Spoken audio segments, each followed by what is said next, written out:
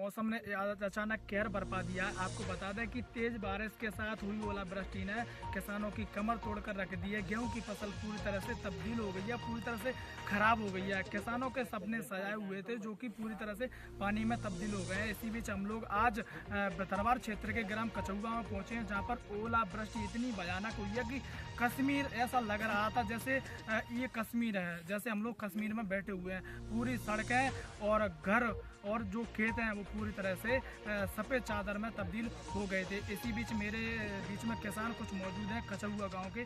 उनसे जानते हैं कि आप लगभग कितनी उम्र के हो चुके हैं, इतनी उम्र में कभी ऐसी भयानक भयावह जो ओलावृष्टि हुई है वो देखी थी?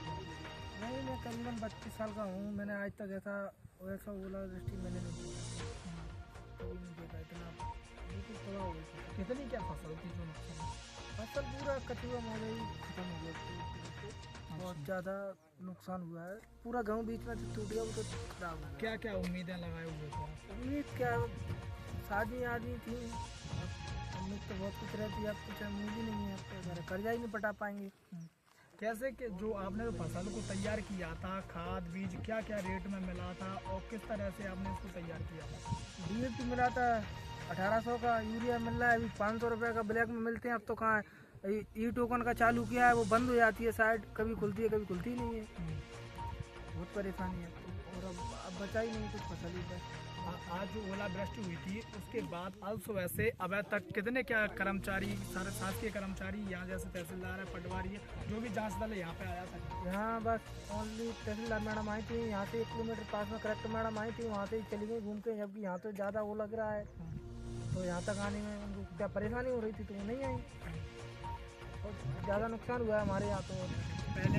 पहले तो धान की फसल भी खराब हो गई थी।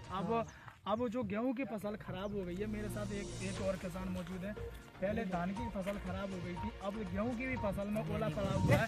तो क्या अब क्या करें, वो तो धान की में कर्जा नहीं पटा था जी, और हो गया। अब तो फसल ही तबाह हो गई बिल्कुल। क्या लग रहा है सरकार मुआवजा? सरकार का तो कहीं कुछ नहीं लग रहा है। जब यहाँ तक आने में ही आनाकानी कर रहे हैं।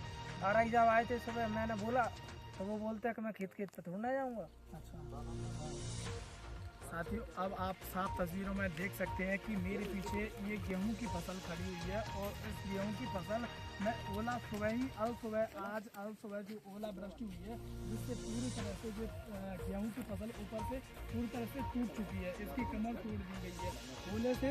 और अब फसल उगना कहीं से कहीं तक ऐसा नहीं लग रहा है कि ये फिर से हो पाएगी। और कहीं ना कहीं किसानों के इसी फसल से सपने सजाए हुए थे। किसान ने कई लोगों से कर्जा भी लिया था, कर्जदारों से कर्जा लेकर के फसल को तैयार किया। जैसे तैसे तैयार होने की कगार पर पहुंची तो किसानों पर एक कहर बरपाया आज।